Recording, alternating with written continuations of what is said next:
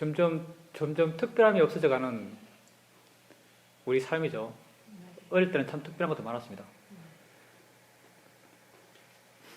그래서 어릴 때는 시간도 길죠. 항상 특별한 게 많으니까. 특별한 게 없으면 시간도 별로 길게 안 느껴져요. 제가 여기서 길게 포행하면 저 복례산을 한 바퀴 돌거든요. 1시간 반, 둘레길을 한 바퀴 도는 거예요. 1시간 반, 천천히 걸으면 2시간? 이래 걸리는데 처음에는 그 길이 굉장히 멀었어요.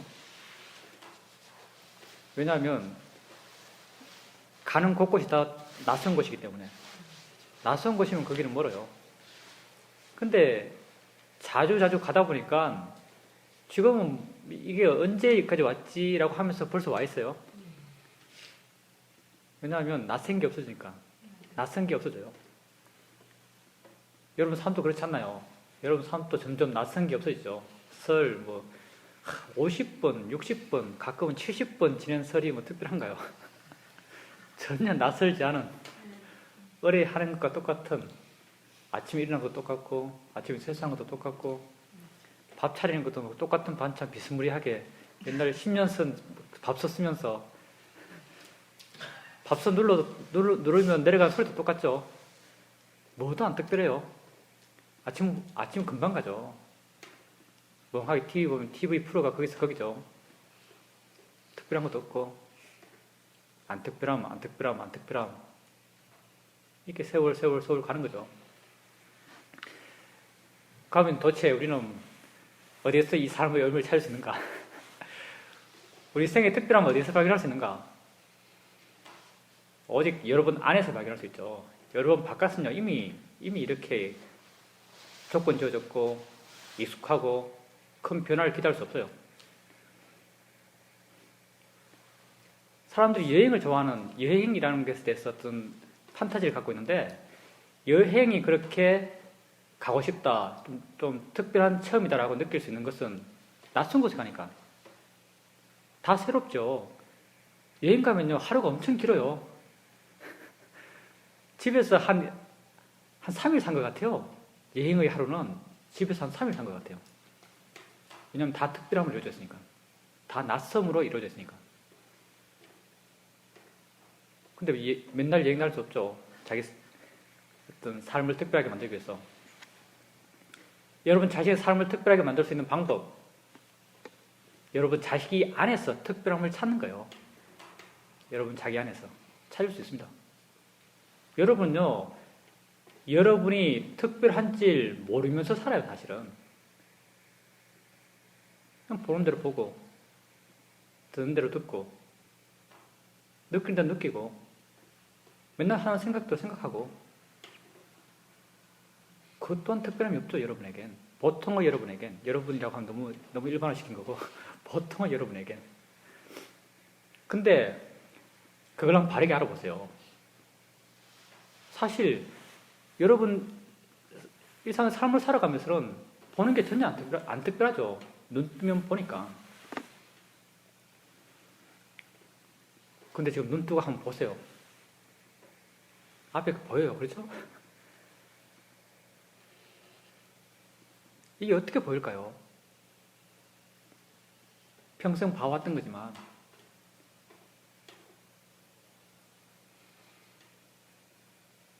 이게 어떻게 보이죠? 신기하지 않나요? 지금 내가 여기서 말하고 있어요. 여러분 어떻게 들어요? 어떻게 이해해요? 이 말 뜻을? 가끔 사투리도 섞였다 그러는데 신기하지 않나요? 여러분이 여러분 자신을 바르게 반응하고 바르게 이해하고 바르게 알아차림할 수 있으면요, 여러분 신기해요. 알면 알수록 신기해요. 끝까지 이해할 수가 없어요. 왜냐하면 다 법이니까. 법은 오직 붓단만 마지막까지 이해하신 분이죠. 우리는 아무리 이해해 나간다 하더라도 한계가 있어요. 그러니까 우리에겐 미지의 영역, 신기해 할 수 있는 영역은 언제나 있습니다. 법에 있어서는. 여러분 지금까지 물론 수행을 열심히 하셔서 해당 안 되는 분도 많겠지만 지금까지 반복되는 평범한 일상을 살아오셨어요. 특별한 삶을 살고 싶습니까? 의미 있는 삶, 의미 있는 존재. 여러분 자기 안에서 의미를 찾으세요. 수행을 통해서. 진짜 의미는 자기 안에 있습니다. 내 밖에 의미가 있는 것이 아니라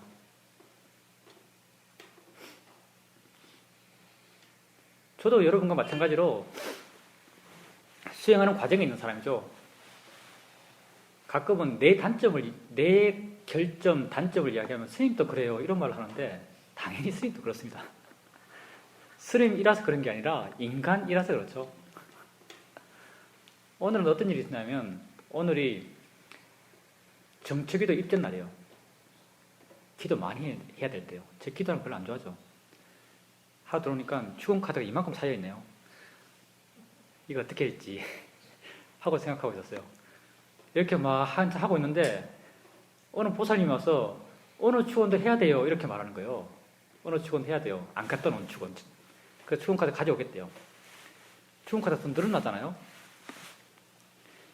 그때 내 마음이 말을 해요. 우리 아까 봤죠? 마음은 자연이치다. 생각하는 건 자연이치다. 내가 하는 게 아니라요. 마음이 생각해요. 에이씨, 축원카드 대강대강 읽어가지고 빨리 읽어버려야지. 일종의 그 축원카드 올린 사람 복수. 축원카드를 얼른 대충 읽어서 빨리 지나가야지. 이렇게 마음이 말을 해요. 내가 하는 말이 아니라 마음이 말을 해요. 그 말을 들었어요. 그 말을 내가 알았어요. 그럼 내가 바로 뭘 알았냐면요. 이미 화의 마음이죠. 내가 화를 많이 관찰했어요. 아주 그게 좀 신선하게 느껴져요. 내가 화를 많이 관찰하면서 화의 성질을 잘 알아요. 내 지혜만큼 알아요. 잘한다는 표현은 너무 좀 과장된 표현이고 내 지혜만큼 알아요. 그래서 내가 어떻게 해야겠구나라는 것을 바르게 알았어요. 그 말을 듣는 그 순간 축원카드를 정성스럽게 잘 읽어야겠구나라고 내가 알았어요. 왜 그렇게 마음이 생각했을까요? 남들께 좋아라고? 좋은 업을 지으려고? 왜냐하면 화가 시키는 것으로 반대로 행하면요 마음이 기뻐져요. 내가 화가 시키지 않은 것, 화가 시키는 길이 아닌 길로 가게 되면 마음에 기쁨이 생겨나요.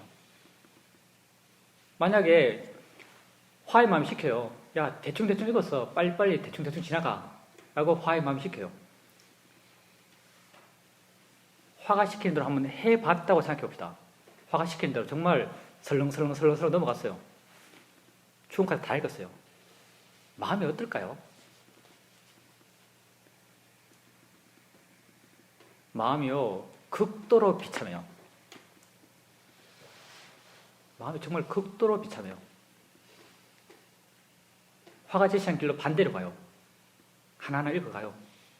나름 알아차림하면서 그 읽는 사람들에 대해서 잘 되기를 바라는 마음을 일으키면서 그렇게 다 읽었어요. 마음이 어떨까요? 끝나고 나서 알 필요도 없어요. 그 해가는 과정에서요 마음이 기뻐요. 왜냐하면 내가 바르게 한다는 걸 알기 때문에, 내가 바르게 하려는 의지를 계속 일으킨다는 걸 알기 때문에 계속 마음이 기뻐요. 여러분 삶은 어떤가요? 화의 마음이 많이 시키죠. 저러니까 저렇게 해. 에이, 이래 해. 화의 마음이 시켜요. 여러분은 화의 마음이 시킨 대로 하나요? 아니면 화의 마음이 시킨 것과 반대로 행하나요? 한번 관찰해 보십시오. 우리 수행에서는 해보지 말아라, 꼭 이렇게 되어라라고 말하지 않죠. 어떻게 되든 여러분 마음의 힘에 따라서 어떨 때는 화가 시킨 대로 하고 어떨 때는 화가 시킨 대로 안 할 거예요. 어떤 상황이 됐든 그때 알아차림이 한번 있어 보십시오. 우린 나는 나를 위해 살죠. 어떨 때 여러분이 행복한가? 화가 시키는 것을 따라 했을 때 여러분이 행복한가? 화가 시키는 것과 반대로 행했을 때 여러분이 행복한가? 한번 보십시오, 자신을. 우린 기본적으로 행복하고자 하는 존재죠. 무엇이 자신을 행복한지 명확한 답이 나오죠. 번뇌와 반대로 행했을 때 우리는 행복해요. 왜냐하면 스스로 옳다는 걸 알기 때문에. 번뇌는 자신이 말하기는 자신의 말을 따르면 행복할 거야 라는 환상을 우리에게 심어주죠. 우린 그 믿고 해요, 사실은. 근데 하고 나면 속았죠. 번뇌를 따라서 행하고 나면 언제나 비참함만이 남죠.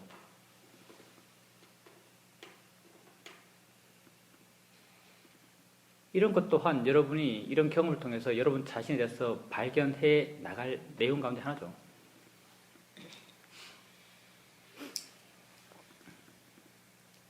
뭔가 새롭게 알아지면 같은 내용이더라도 그 새로운 알문 여러분 마음에 아주 신선한 느낌을 가져옵니다. 마음이 아주 싱그럽다고 느껴져요. 살아있는 느낌.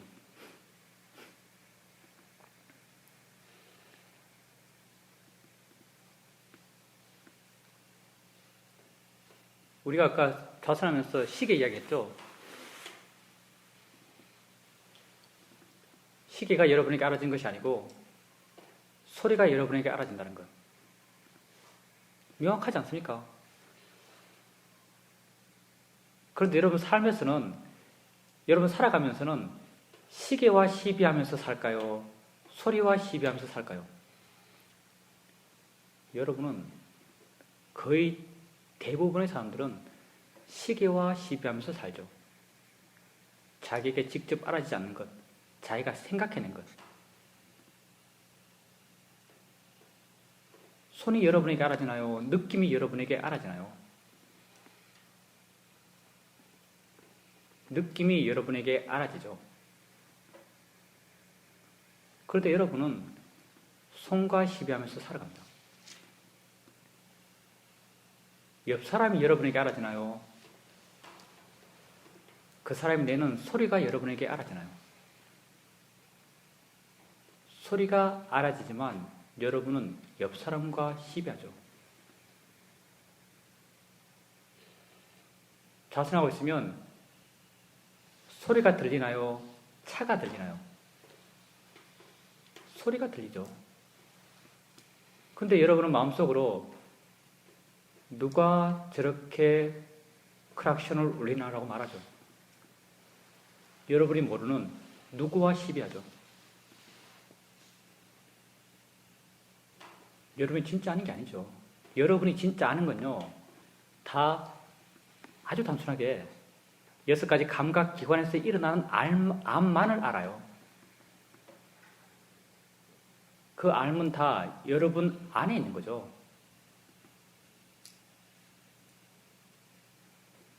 진짜 여러분 삶의 체험은요, 6가지 감각기관이 일어남 뿐입니다. 근데 우리는 그 삶의 체험을 하면서 만들어낸 세상의 이야기와 다투죠. 세상의 이야기와 다투면요, 문제는 끝없이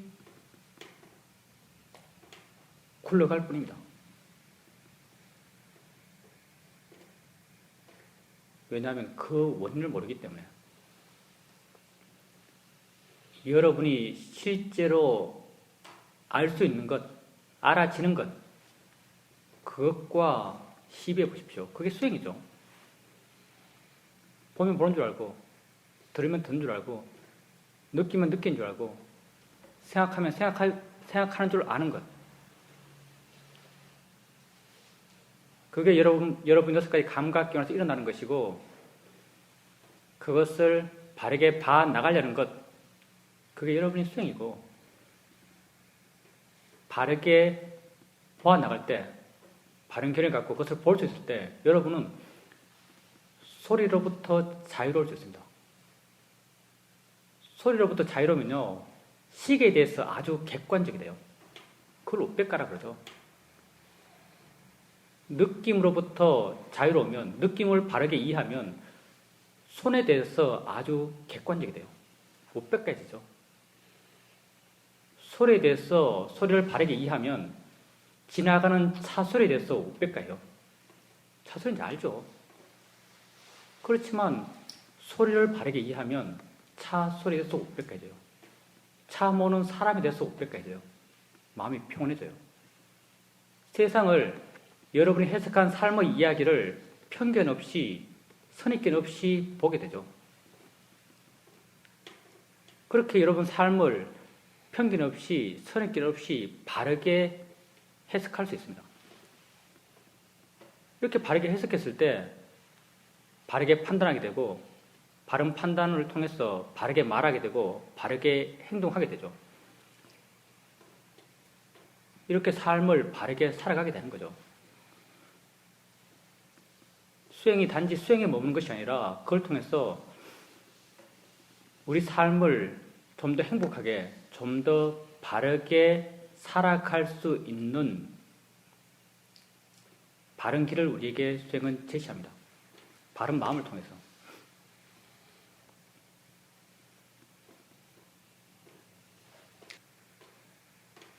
예, 그렇게 수행해 보십시오.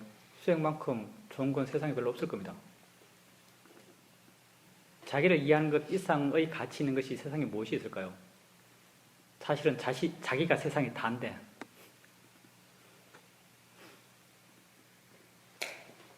예, 잘하셨어요. 뭐라 그럴까요? 미래의 것을 너무 걱정할 필요는 없습니다. 그때 닥치면 하면 돼요. 그게 더 현명한 사람이 취하는 어떤 삶에 대한 태도죠. 이제 내가 우리 사이도가 참 정말 현명하시구나라는 것을 다시 알게 된 계기가 어떤 계기였냐면, 제 사이도, 제 스승이, 미얀마의 제 스승이죠. 이분이 좀 수행을 가르치는 티처고, 근데 저런 수행 티처와 저를 운영하는 어떤 그 시스템이 갈라져 있었어요. 근데 운영하는 주지 쪽에서 이 스님을 계속 몰아내려고 막 많이 했어요. 그러다가 어떤 신도들하고 이렇게 마찰이 돼가지고, 나중에 어쩔 수 없이 주지가 쫓겨났어요. 이제 그래서 주지 역할까지 이제 제 스승께서 수행 티처가 다 맡아서 한 거예요. 그래서 이제 일들이 많아졌죠.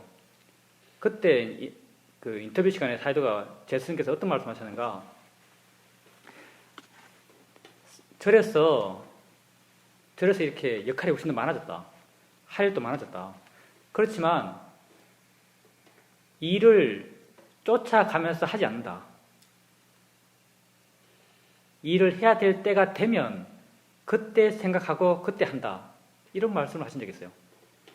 그때 순간순간 그 순간의 조건으로 판단하는 것, 그리고 그렇게 바르게 반응해 가는 것, 이게 가장 현명한 사람들이 해나가는 어떤 삶의 그 순간순간을 대처하는 방식일 거예요. 지금 내가 1시간 뒤의 조건을 몰라요. 1시간 뒤에 내 다리가 어떨지, 다리가 얼마나 가벼워졌을지, 얼마나 무거워졌을지 모르거든요. 모르는데 사람들은 1시간 뒤에 어떨 것이다라고 생각하고 1시간 뒤를 걱정해요. 별로 현명한 어떤 삶의 대처 방안은 아니죠. 1시간 뒤에 다리가 아프고 몸이 무겁고 머리가 띵하면 이 법회 안 오면 되죠. 그럼 되는 거죠. 1시간 뒤를 걱정할 필요가 없어요. 1시간 뒤에는 1시간 뒤의 조건을 살피면서 그때 어떻게 해야 될지를 판단하면 되는 거죠. 지금 미래인 1시간 뒤를 생각하면서 그때 어떨 것이라 생각하고 이미 지금 미래의 조건을 결정해 놓는 것, 이건 결코 바람직하다 할 수 없을 겁니다. 그리고 보살님께서 이제 아침에 나오실 때 자기를 이렇게 살펴보셨어요. 보살님도 오랫동안 알아차림 하셨고 알아차림을 해오는 것이 좀 익숙하세요. 쉽게 알아요. 근데 제가 아주 반복적으로 이야기했는데요. 보살님은 어떤 내용적인 측면을 많이 알아차렸어요. 내용적인 측면. 예를 들어서 몸이 무겁네. 이게 보살님 알아차림이죠. 몸이 무겁다고 알아차림해요. 근데 이제 이것 또한 수행을 맨 처음 시작할 때 그렇게 알아차림을 시작해 나가죠. 근데 몸이 무겁다라고 했을 때요. 이건 사실은 보살님이 실제 체험을 하면서 그 체험에 대한 해석이에요. 실제 뭔가 느낌이 있다는 거예요. 느낌이 있어요. 그 느낌을 갖고 몸이란 걸 생각해내고 그 느낌을 해석해서 이건 무거운 느낌이 아니라 무겁다는 걸 해석해낸 것이요. 보살님께서 수행하실 때 수행적 알아차림 하실 때 뭘 아셔야 되는가? 물론 내 마음은 아주 빠르게 몸이 무겁네라고 해석해요. 근데 이건 몸이 무겁다는 건 사실은 관심이 아니에요. 수행적 관심은 아니에요. 수행적 관심은 실제 하는 거죠. 실제 하는 게 수행의 관심이고 실제 하는 건 느낌 있다는 게 실제예요. 무겁다는 건 없어요, 사실은. 느끼면 무거움이 없어요. 예, 느끼면은 무겁다는 것도 없고요. 가볍다는 것도 없고요. 실제는 없어요. 간지럽다는 것도 없고요. 또 뭐 있죠, 느낌에? 이런 게 없어요, 느끼면은. 실제는 없어요. 뭐가 있는가? 뭐에 있는가? 해석에 있는 거예요. 내가 느낌을 느끼면서 그 느낌을 해석해요. 무겁네라고 해석한 거예요. 또 느낌을 느끼면 내가 느낌을 해석해요. 간지럽네라고 해석하는 거예요. 이런 해석에는 우린 관심이 없어요, 사실은. 왜냐하면 실제가 아니니까. 법으로 가는 길이 아니에요. 이건 관념에 머무는 길이죠. 관념은 우리에게 큰 관심이 아니에요. 보살님께서 그렇게 몸이 무겁네라고 아실 때 실제 수행적인 알아차림 할 때는요, 느낌 있다라고 해야 되는 거예요. 여러 가지, 이와 관련돼서 여러 가지 적용을 할 수 있죠. 남편이 뭐라고 말해요? 남편이 말한다고 알았다. 이것도 이제 보살님 같이, 이제 보살님처럼 옛날에 수행했던 보살님은 그렇게 알아차림해요. 남편이 말한다고 알았다. 알아차림이에요. 근데 이것 또한 해석이거든요. 남편이라는 것도 해석이고요. 말한다는 것도 어떤 것에 묘사예요. 보살님에게 직접 와닿는 실제 하는 법의 체험은 뭔가? 소리 있다는 거예요. 소리 있다는 것이 보살님이 알아차림해야 할 대상이에요. 그리고 어떤 남자를 봤다고 알았다. 똑같아요, 이것도. 어떤 남자를 봤다. 어떤 남자라는 것도 해석이거든요. 실제 뭔가 봤다는 것만 있는 거예요. 봤다 내지 보였다. 이게 실제죠. 실제라는 것은요, 법으로도 실제를 이해할 수 있고 또 실제 가깝게 이해해 나가는 알아차림 해나가는 방식이 보살님 지금 해야 될 알아차림이에요. 지금 아직 법을 이해할 수 있는 그런 건 아니기 때문에 실제는 법을 이해할 수 있는 건 아니기 때문에 실제 접근해 나가는 알아차림을 해야 돼요.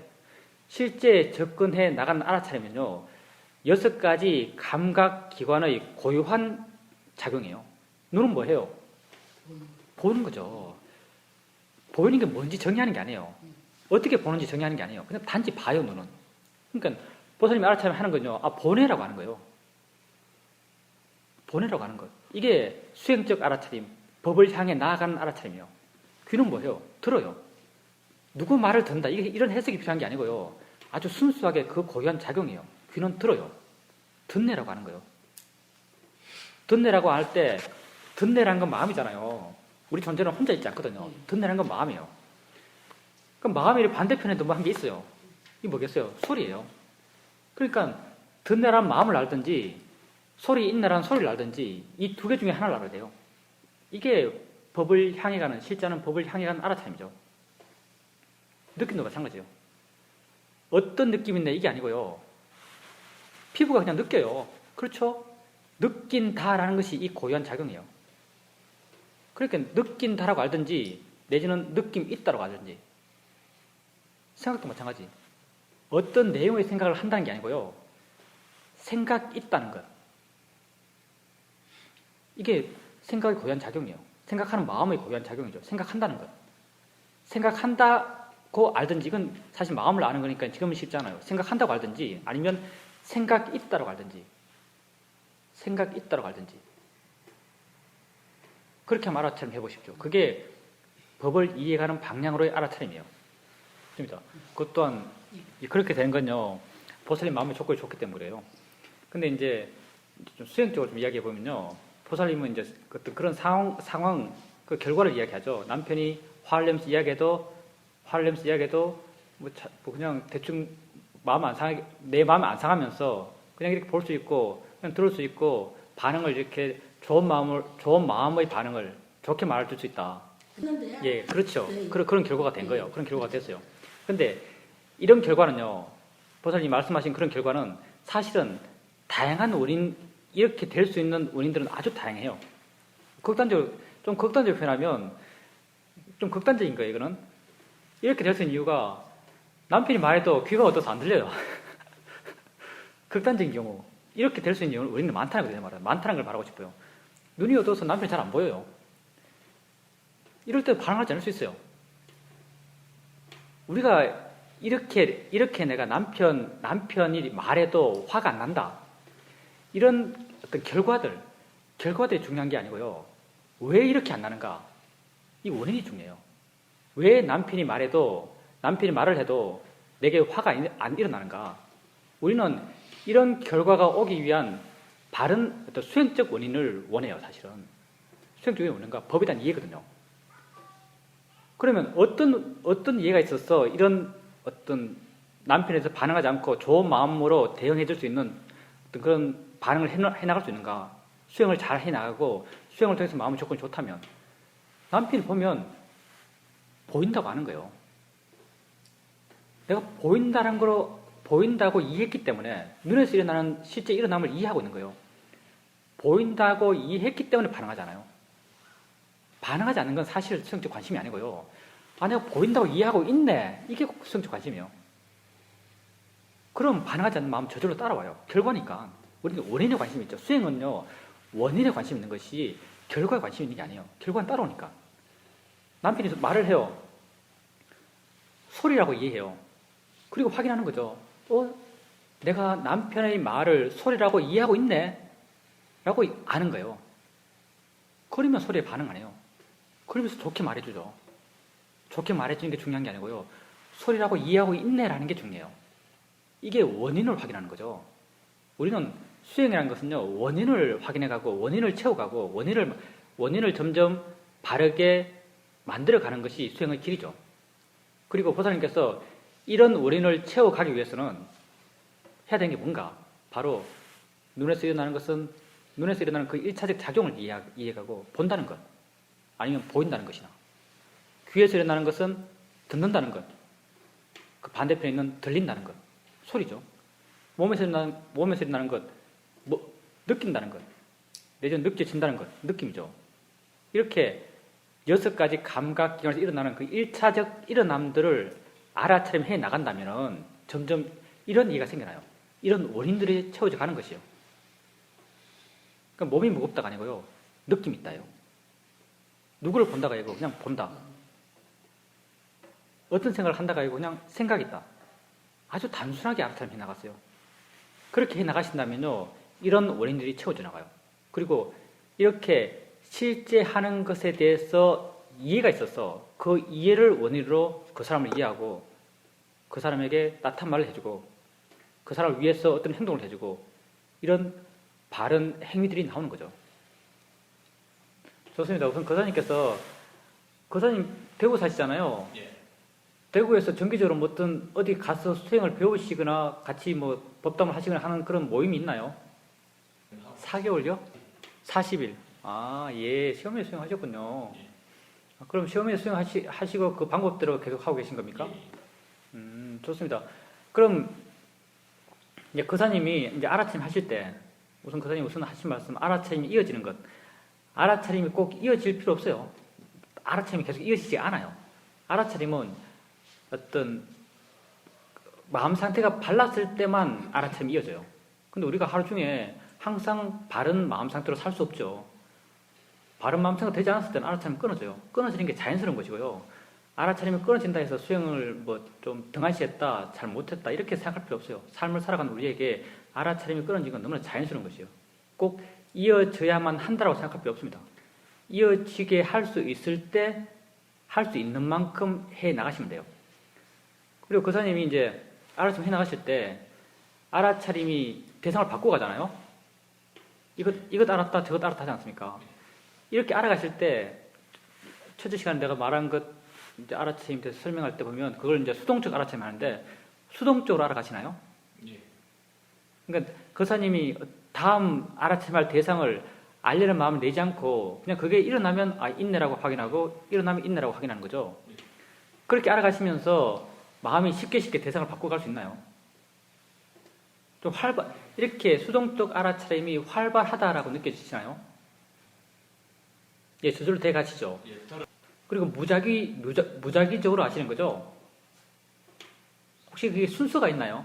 가끔 그래서 알아차려. 예, 그렇게 이제 그런 상태에서는 마음이 좀 멍해져서 대상들이 알아지지 않는 좀 멍해져 있다고 생각될 때는요. 시험인에서는 질문해 보라 그러죠. 뭐가 일어나고 있지? 뭘 할 수 있지? 이렇게 질문을 하게 되면 마음이 이렇게 넓어진 듯이 밝아진 듯이 느껴지면서 뭔가 새롭게 알아져요. 거사님이 지금 하고 있는 것은 큰 문제는 없는데요. 그것도 일종의 거사님 의지를 일으키는 거니까 그렇게 의지를 일으키는 것보다는 질문하는 것을 더 권장해요. 뭐가 일어나고 있지라고 하면 뭔가 새롭게 알아지는 게 있어요. 그렇게 알아지는 걸 통해서 알아차림 해 나가면 돼요. 그리고 이제 그렇게 자꾸 해 나가시다 보면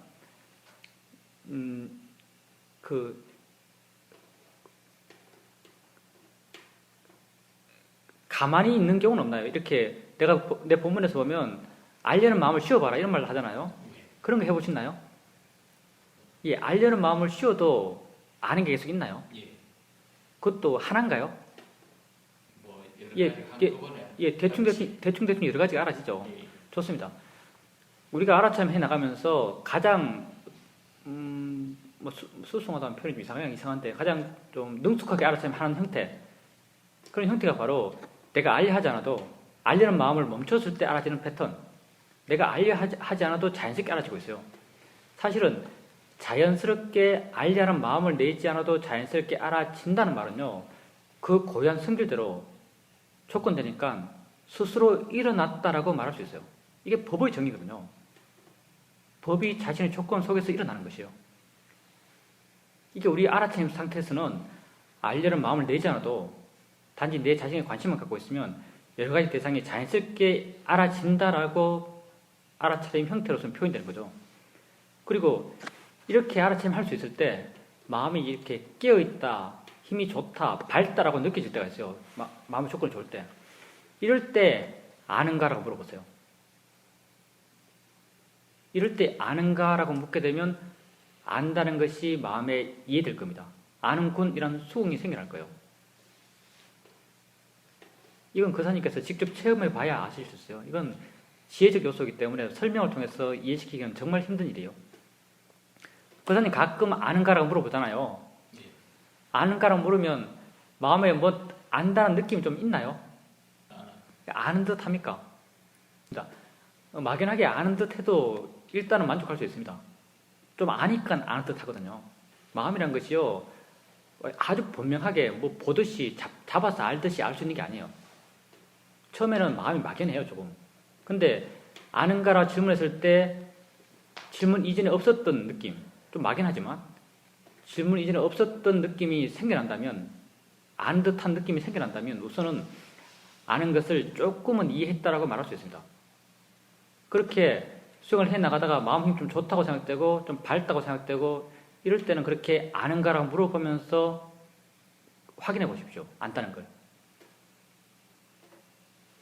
수행을 주로 좌선하십니까? 경행하십니까? 좌선 안 하세요? 생활에 만약 여유가 있다면 좌선도 꼭 정해놓고 할 필요는 없지만 시간 되면 가끔 해주는 게 아주 좋습니다. 왜냐하면 우리가 이제 지혜가 일어나는 원인, 이게 오력의 균형인데 오력 가운데 사마디, 마음의 고요함, 이런 것은 좌선할 때 더 쉽게 개발돼요. 그래서 좌선할 때 어떤 사마디를 개발하고 일상의 삶 속에서 활발함을 개발해 가면서 이 둘의 균형을 맞춰가는 게 수행에서 아주 중요합니다. 그래서 좌선 할 수 있으면 좀 해주는 게 좋아요. 그리고 이렇게 거사님께서 지금 하고 계신 것처럼 거사님이 미얀마 언제 다녀오셨어요? 그럼 오래된 건 아니네요. 그렇게 다녀오셔서 꾸준하게 이후로 수행을 할 수 있는 만큼 쭉 해오셨다면은 거사님 스스로 자신에 대해서 많이 새롭게 아셨을 거라고 생각합니다. 그런 암은 좀 없나요? 뭐 이렇구나 라는 그런 암들. 수행이 삶에 도움이 됩니까? 예, 좋습니다. 수행을 하면 마음이 좋아져요. 그건 아주 기본적인 거죠. 알아차림을 하면 알아차리는 마음 그 자체가 좋기 때문에요. 다른 좋은 마음도 계속 불러와요. 우선 삶 속에서 수행하는 분들이 가장 유의해야 될 것, 우선 알미 있어야 된다는 거죠. 알아차림이 있어야 된다는 거예요. 내가 자유롭기 위해서는 가장 기본적인 것이 알아차림이 있어야 돼요. 알아차림이 있어야 내가 만드는 어떤 세상으로부터 조금이나마 벗어날 수가 있어요. 왜냐하면 알아차림 한다는 것은 알아지는 것과 이미 조금 떨어지거든요. 그게 힘만큼. 알아차림이 없으면요, 그냥 그 내용 속에 그냥 들어가요. 아무런 방법이 없죠. 그냥 들어가서 거기서 서로 얽히고 헤매면서 살아가는 거죠. 그래서 삶 속에 수행할 때 가장 기본적으로 알아차림이 있어야 한다는 걸 아셔야 돼요. 알아차림 할 수 있는 만큼, 알아차림 할 수 있는 시간 동안 알아차림 우선 해 가 보십시오. 그리고 난 뒤에 어떻게 하면 바르게 알아차림 할까를 고민하시는 거죠. 가볍게, 수동적으로, 무의지적으로 그 사람이 그렇게 할 수 있잖아요. 그렇게 알아차림이 조금씩 이어져 가게 되면요, 조금씩 하려는 마음을 내지 않아도 알아차림이 계속되는 자연스러운 알아차림이 이어짐을 경험하실 겁니다. 이렇게 자연스러운 알아차림이 조금씩 이어져 가게 되면요, 저절로 어떤 이해가 생겨나요. 내가 보고 있느라는 이해가 그냥 생겨나요. 알고 있느라는 것도 마음의 힘이 좋을 때는 그냥 알아져요. 근데 그걸 좀 더 좀 순간적인 마음의 힘을 키워서 안다는 걸 이해하기 위해서 우리는 아는가라고 물어보는 거죠. 아는가 물으면 안 해? 알고 있네? 라는 것이 마음에 수긍되죠. 그걸 가지고 우리는 아는 마음을 안다라고 말하죠. 아는 마음이 왜 중요한가? 맨날 아는 마음 하니까 이게 뭐 좀 도대체 그게 왜 중요하지? 이런 생각할 수 있는데요. 아는 마음이 우리에게 왜 중요한가? 뭐 우리 수행도 각자의 어떤 업에 따라서 다른 방향으로 이 수행의 수행도 다른 방향으로 해나갈 수 있겠죠. 근데 가장 보편적인 수행의 진보에 있어서는, 수행의 진행에 있어서는요, 아는 마음을 이해하면서부터 실제 하는 법을 대상으로 수행하죠. 아는 마음을 이해하기 이전에는요, 다 관념을 대상으로 수행해요. 지금 거사님이 알아차림 하는 걸 한번 보세요. 거사님이 알아차림 하는 모든 대상은요, 거사님 마음에 인지된 것이요. 인식된 것이거든요. 소리 인식된 것이고, 느낌 인식된 것이고, 생각도 인식된 것이요. 사실은 인식된 모든 게 관념이에요. 사실은 우리에게 상으로 해석한 거예요. 우리는 상으로 해석한 것만을 알아요. 다 실제가 아닌 것만 아는 거예요. 사실 다 법이 아닌 것만 아는 거예요. 근데 아는 마음은 어떤가? 아는 마음은 인식이 안 돼요. 지금 엉덩이 느낌 알고 있지만 안다는 걸 어떻게 인식해요? 근데 안다는 게 없나요? 안다는 게 있지만 인식이 되지 않아요. 왜? 관념이 아니니까. 관념화되지 않으니까 인식이 안 돼요. 그럼 이거 아는 마음을 어떻게 아는가? 지혜 있는 마음만이 이해하는 거예요. 실제하는 법은 관념이 아닌, 실제하는 법은 지혜 있는 마음만이 이해하는 거죠. 그래서 우리가 실제하는 법이나 아는 마음을 이해하기 위해서 알아차림 수행을 해 나갔던 거죠. 가볍게 알아가고, 수동적으로 알아가고, 무의지적으로 알아가고, 알아차림 계속 이어지게 해 나가면서 마음을 점점 좋게 갔던 거예요. 왜? 실제하는 법을 이해하기 위해서. 이렇게 해서 마음의 조건이 좋아지면 아는가라고 물어봐요. 그럼 안다는 게 이해가 돼요. 안다는 걸 인지하는 것이 아니라, 인식하는 것이 아니라 그냥 이해가 돼요. 아네라고 이해가 되는 거예요. 이걸 우리는 실제는 법을 이해했다라고 말해요. 붓다는 법을 보는 사람이 곧 나를 본다고 그랬죠. 이렇게 붓다를 보는 게 사실은 붓다의 그 운맥을 그대로 따지면 붓다를 옆에 두면서 체험하면서 살아가는 거예요. 안다는 걸 알아가면 그것을 계속 반복적으로 알아가요. 실제는 법을 대상으로 알아차림 해 나가게 되면 자연스럽게 마음의 조건이 좋아지면서 좋아진 마음의 조건 속에서 실제 하는 법에 대한 이해의 마음이 일어나죠. 실체하는 법에 대한 이해의 마음, 그게 통찰지죠. 지혜는 마음이에요. 지혜는 사회적 이해가 아니거든요. 물론 지혜라는 표현을 다양하게 현실 세계에도 사용하고 있으니까 사회라는 사회적인 측면에서 많이 사용되고 있지만 수행에서 통찰지, 바냐, 빠냐, 빨리로 빠냐, 한문으로 바냐, 이건 실제 하는 것에 대한 이해죠. 실제 하는 것의 이해는요, 사유가 아니에요. 그것을 하지만 안다는 거, 이거 이해할 수 있나요? 본다는 거 이해할 수 있나요? 아무리 생각해보세요. 본다는 게 이해가 되는지, 아무리 생각해보세요. 안다는 게 이해가 되는지, 이해 안 돼요. 사유로 접근할 수 있는 분야가 아니에요. 그래서 이건 지혜 가운데서 다른 이름 붙이고 있는 거죠. 통찰지라고. 꿰뚫어 본다고 이렇게 표현하죠. 왜냐하면 그냥 마음이 일어나니까. 이걸 이해하는 마음이 그냥 일어나는 거예요. 마음의 조건이 좋아졌을 때. 그 좋아진 마음의 조건을 만들어가는 건 안다는 걸 지속적으로 알아가는 걸 통해서. 이렇게 안다는 것에 이해가 생기려면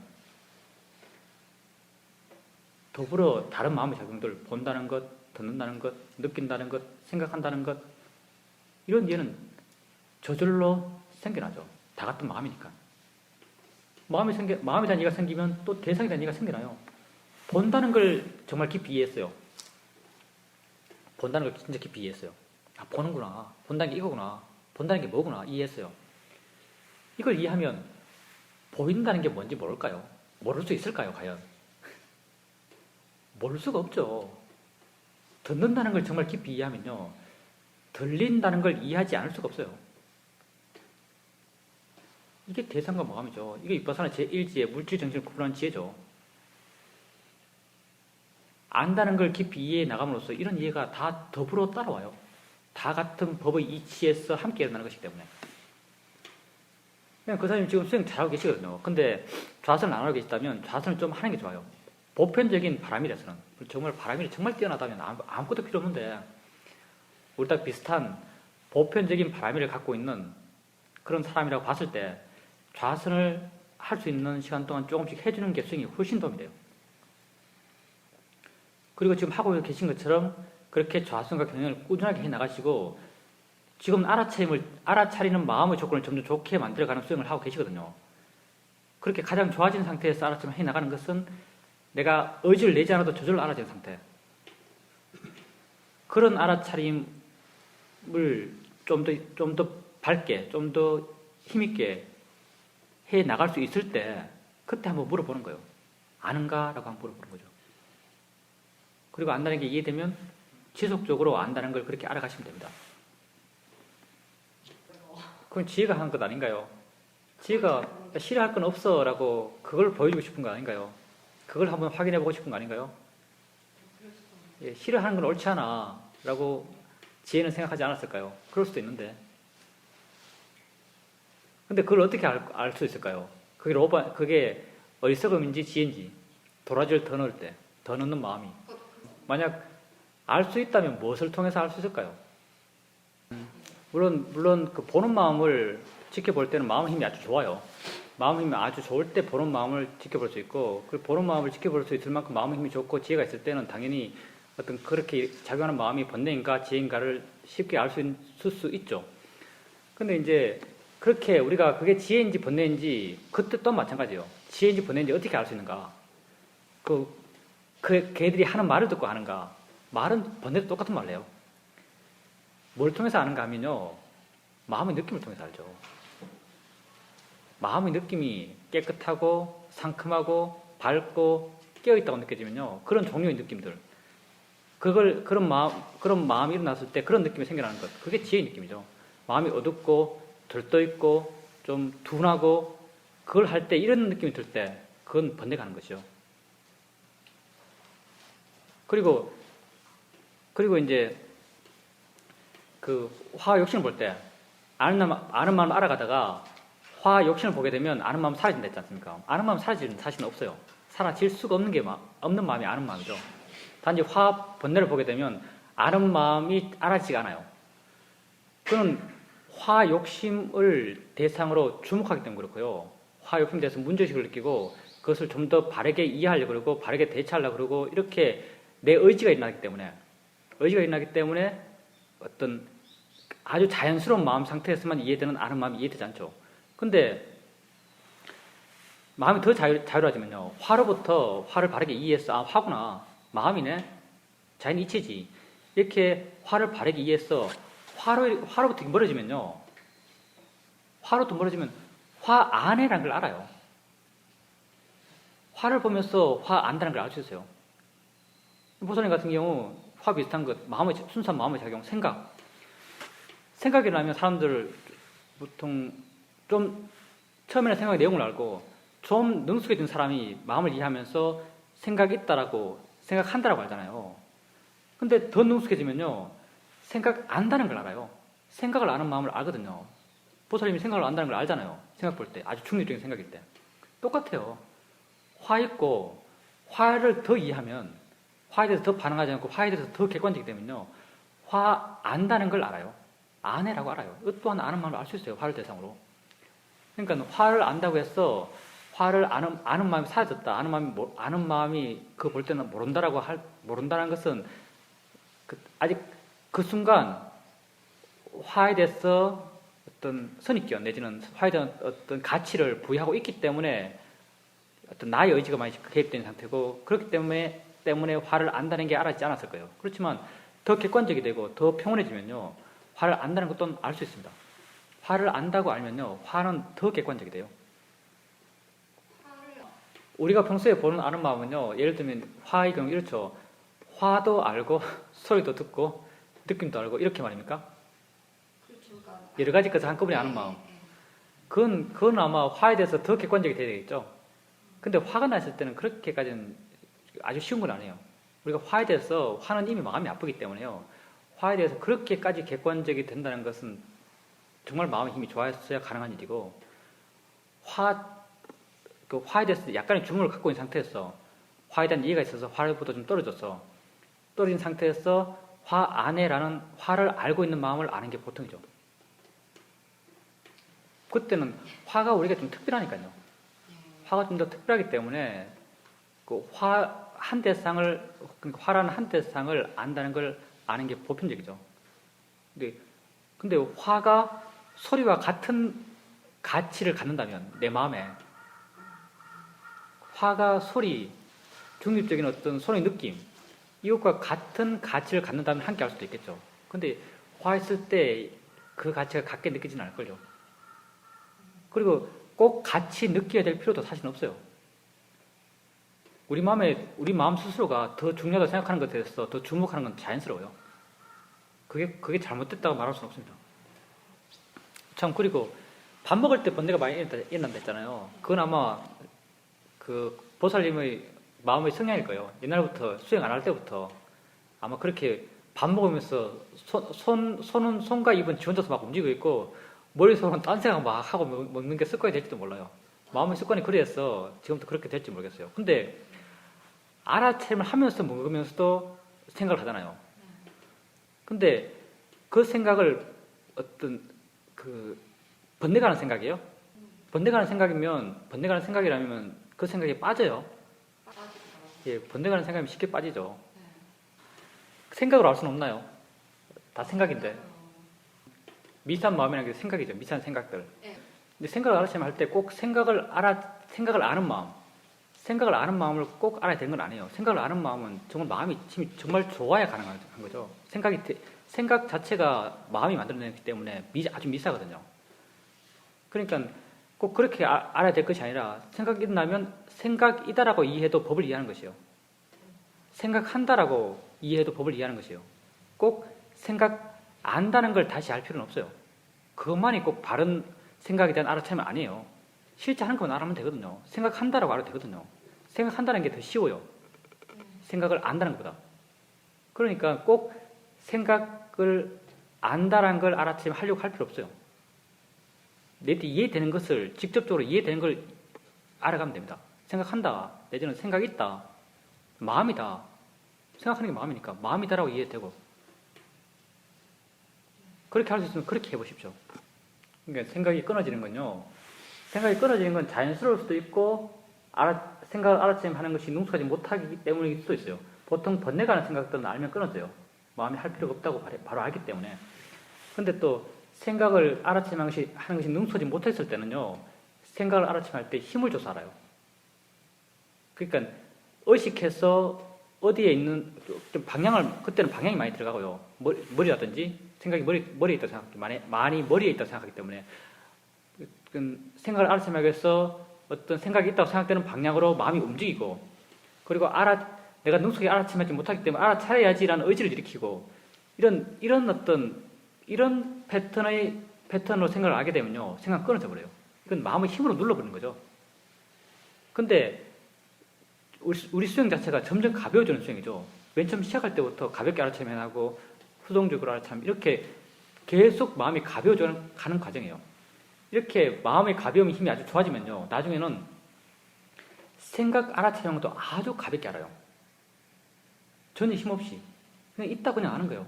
그러면 생각이 진행되고 계속적으로 생각을 알 수도 있어요. 마음이 기본적으로 그 생각을 진행시키는 마음의 에너지가 있어서 마음이 이렇게 생각을 진행하고 있으면은 생각하느라고 계속 알아요. 이렇게 될 수도 있어요. 그러니까 내가 보기에는 지금은 생각이 끊어진다는 것은요, 생각을 알아차림하는 것이 아직 이렇게 생각과 함께 공존할 만큼 가볍지 않기 때문이에요. 근데 할 수 있는 만큼 계속 해보세요. 어떻게 하면 생각을 가볍게 알아차림하는지에 대해서 마음이 조금씩 수행하는 방법을 이해해 갈 겁니다. 있으면 있다고 알고, 있으면 있다고 알고, 끊어지면 또 끊어지고, 또 일어나면 있다고 알고 해 나가다 보면 점점 가볍게 생각을 알아차림할 수 있을 거예요. 처음에는 느낌 할 때도 힘줘서 알았어요. 느낌 있으면 느낌으로 마음이 갔어. 그 느낌을 누르듯이 느낌 있다라고 이렇게 알았어요. 근데 점점 가벼워졌잖아요. 이거하고 똑같아요. 느낌보다 생각을 알아차림하기 더 힘들거든요. 지금은 생각 자체가 벌써 알아차림하기 힘든 대상이고, 알아차림이 힘든 대상이기 때문에 능숙하지 못해요. 맨 처음 느낌 알듯이. 지금은 생각을 알면 그렇게 생각이 돼서 힘줘서 알아요. 눌러버리는 거잖아요. 근데 이것 또한 점점 가벼워져 가요. 이렇게 되어 나갈 때 나중엔 생각이 진행돼도 생각을 누르지 않고, 생각이 멈추지 않고 계속 알아차림해 나갈 수 있고, 나중에는 마음의 속도는 무한하거든요. 나중에는 마음이 1초에 그냥 책 한 권을 다 생각해요. 그래서 생각을 가끔 이렇게 진행되는 생각을 계속 알기도 하지만, 생각을 그냥 통째로 알아차림하는 느낌도 들어요. 그냥 생각 전체를 그냥 사진 찍듯이 그냥 알아요. 마음이 워낙 빠르니까. 전체를 통째로 이렇게 알아차림한다는 느낌도 들어요. 점점 가벼워지면 점점 더 많은 생각들을 봐나갈 것이고, 점점 능숙해져 갈 겁니다. 지금 하고 계신 것처럼 그렇게 계속해 가보십시오. 마음 스스로가 어떻게 생각을 알아차림할지를 이해해 갈 겁니다.